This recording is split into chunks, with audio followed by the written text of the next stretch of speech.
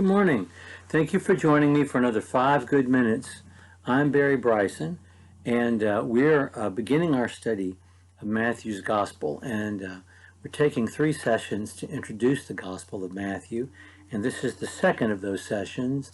Yesterday we talked about Matthew's Gospel as unique among the 4, being a particularly Jewish Gospel, a gospel concerned with Jesus fulfilling Old Testament prophecy and demonstrating Jesus' connections to David and to Abraham, that Jesus does indeed check off all the boxes that the Old Testament law and prophets produce for the Messiah, how you will know the Messiah when he comes, and connected it to the preaching on the day of Pentecost, which Matthew was a part of, that sermon, saying that you know Jesus, you saw him with your own eyes, he fulfilled every prophecy of the Old Testament, he performed a lot of miracles, you know that he's both Lord and Christ. God has made him that. Today, we want to talk about a little more about the book and about Matthew himself and his background.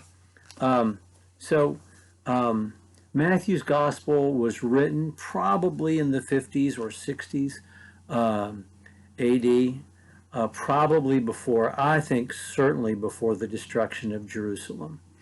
In the early to mid-60s, the Jews in Jerusalem rebelled against Rome, and Rome came and destroyed the city of Jerusalem. It took some time because, and it took a large force of troops to do so, but Rome finally just took the city of Jerusalem, destroyed it, and when they destroyed the city of Jerusalem and conquered the Jews in AD 70, for once and for all time, destroyed Old Testament Judaism.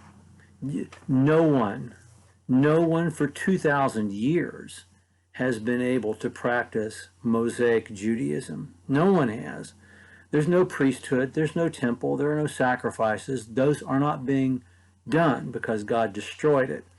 And one thinks of the book of Hebrews, and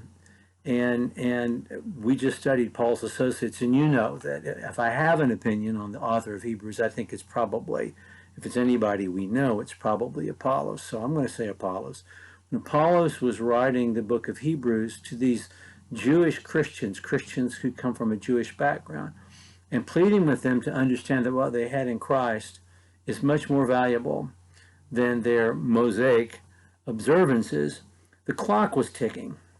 You know, like the clock at the beginning of the show 60 Minutes, you know, the clock is ticking because God is about to, for all time, destroy Old Testament Judaism. And one assumes that Matthew hears in his own ear the clock ticking as well on Judaism.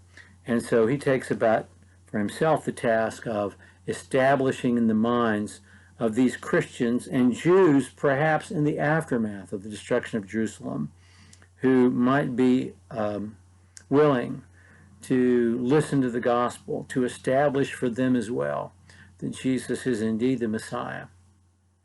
He's the unlikely candidate to do this when we first meet him, because when we first meet Matthew, he is a tax collector at one of the most lucrative posts in the Roman world. He's sitting at the seat of custom in Capernaum.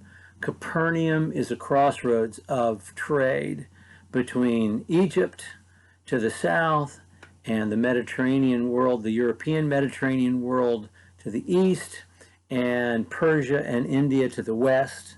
Luxury items pass through there all the time. Also agricultural products, particularly, the dried fish that became a staple for many peoples that were harvested from the Sea of Galilee. And he would have been a government contractor as a tax collector. He's a Jew who works for the Romans. He's working on a government contract. He has an amount of money he has to collect in taxes and deliver to the Romans. And what he collects above and beyond that's his business. And he has the might of the Roman army behind him because they had an enormous presence in the city of Capernaum. So the account of his calling is recorded in Matthew chapter 9 and in Mark chapter 2, and they're identical accounts, really. So I'm going to read what Matthew himself writes about this. So Jesus is in Capernaum, and it says, as he passed on, I'm in Matthew chapter 9, verse 9.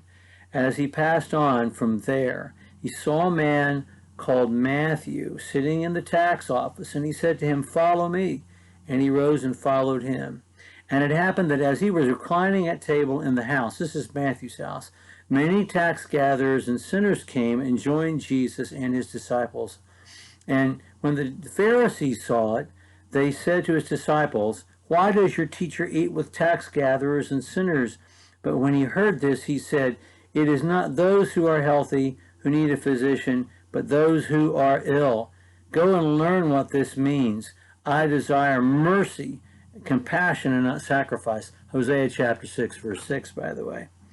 For I did not come to call the righteous, but sinners. There's just so much in this small account. Like the other apostles, Matthew follows him immediately. Now we know from Peter's conversion account in the Gospel of Luke that there is a history between Jesus and these, at least between Jesus and Peter, before Peter finally decides to follow Jesus. That's in Luke chapter 5. And so there may have been a history.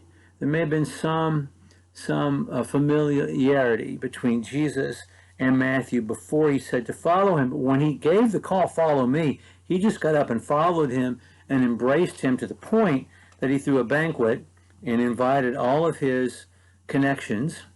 And of course, his connections would not be people well thought of by the religious establishment, because he would have been thought of as no better than a loan shark, no better than a friend of thieves and prostitutes. And perhaps that's exactly who he was. But Jesus says, you know, the Pharisees see Jesus eating with this group of sinners, and there's no denial that they are this group of sinners. And they don't go to Jesus first. They go to the disciples. Well, why is he doing this? And Jesus immediately intervenes, and he says, it is not those who are healthy, but those who are ill, who need a physician, Now, that is so the way Jesus teaches. I mean, he can answer you in a line that makes everything just the product of common sense from what we know, and tell us that everything, all of our prejudices are ridiculous, they're absurd. They are, for lack of a better word, stupid. He doesn't use that word, but he gives us that line. And then he quotes Hosea 6:6 and gives, you know, prophetic backing for what he's about to do. And then he says, you know, I did not come to call the righteous, but sinners. And of course, that is reflective back on the Pharisees themselves, isn't it? It's interesting that this man who is outside the fold of proper Judaism, when he's called, becomes the man who connects those who are thus concerned with the Messiah himself in his gospel. We have a few more things to say about Matthew's gospel before we begin. We'll pick up there next time. Thank you for joining me.